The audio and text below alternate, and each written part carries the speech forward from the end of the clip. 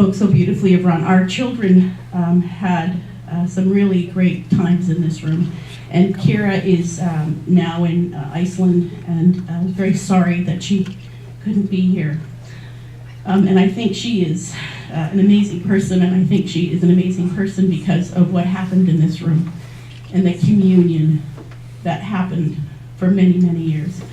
And she said, Father Ron modeled, by the way, I was talking to her this morning and she couldn't stop talking, and I said, put it in a text. I said, you're driving a car manual in Iceland, and I want you to be safe. So Father Ron modeled by example, and in his words, how a Christian can meaningfully and thoughtfully live, play a role in our modern world, which I think was pretty rebellious even now.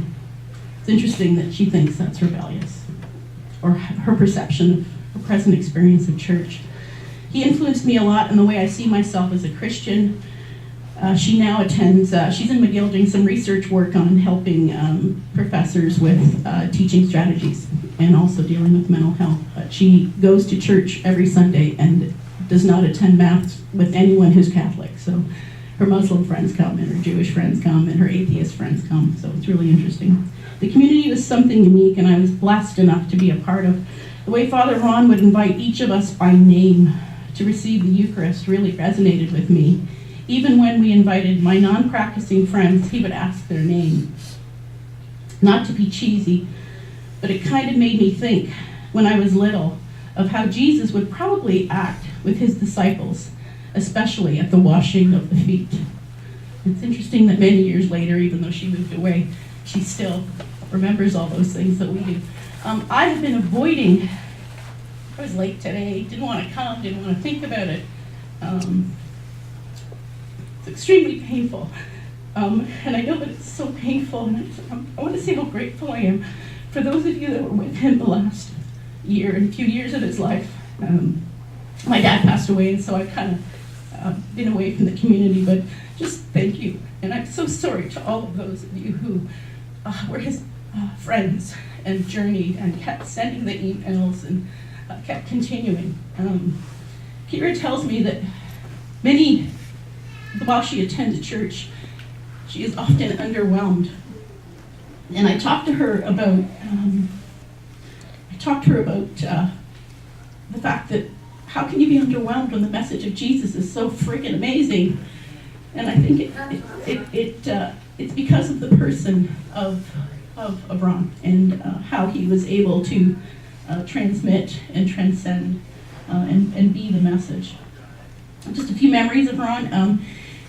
Most importantly, it was faith incarnate. And so I started to think about his body. He was really handsome. It's really neat because when I was 19, I think I had a little bit of a crush on him when I first met him.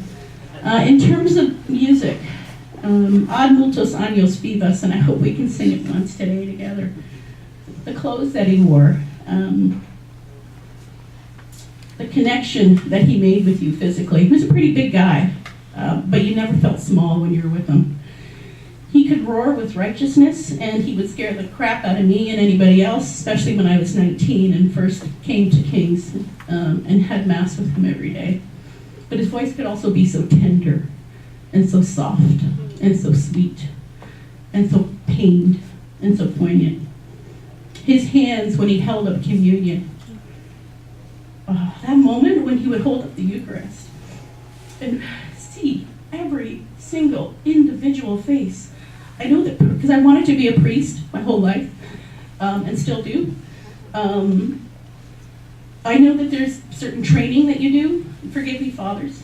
There's certain and how you hold up the Eucharist and when you bow and the Eucharistic prayer. That moment when he would look at us, it was the face of God, and it wasn't wrong.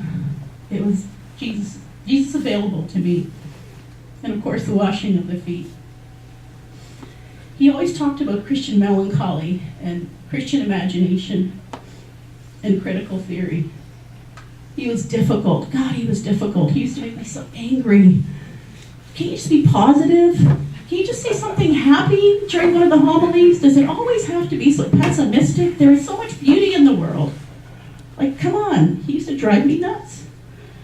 And then I kept thinking, why did he piss me off so much? I think because he understood the heart of God. He was with the brokenhearted mentally. I mean, look at where we had Mass. We had Mass at a psychiatric hospital. And when that woman would come in Mass and she'd be talking to herself, and he would just carry on and say hello, and she'd be, and he would just carry on.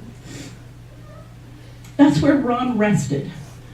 He rested with the brokenhearted, and it was a very tortured life. I don't think his life was easy. It was painful, and it was stressful, but he stayed with it because he knew that was the way through. And because of that, he kept us connected, and he kept me connected to my faith. And I kept thinking this morning as I was leaving, where to now? For our faith community, where to now? Where does communion happen next?